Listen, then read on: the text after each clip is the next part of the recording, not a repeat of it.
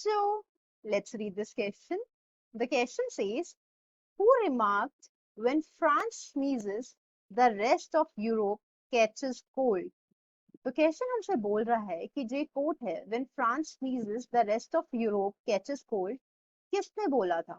Now coming to the key concept of the question, we are going to talk about July Revolution in France जो हुई थी 1830 में. इसमें क्या हुआ था? लुइस फिलिप जो थे, he ascended to the throne of France और कॉन्स्टिट्यूशनल मोनार्की स्टैब्लिश हुई थी. अब ये जो जुलाई रेवोल्यूशन हुई थी फ्रांस में, इससे ट्रिगर हुआ था एक insurrection of governments. Insurrection is basically protest of governments, जिसका रिजल्ट ये हुआ था कि Belgium broke away from the United kingdom of Netherlands.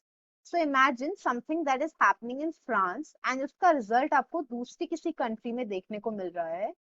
ऐसे ही इंसिडेंसेस की वजह से मेटरनिक ने ये बोला था कि बहुत ज्यादा इन्फ्लुएंस है, बहुत ज्यादा एक्साइटमेंट है फ्रांस में जो चीजें होती हैं उसको लेकर.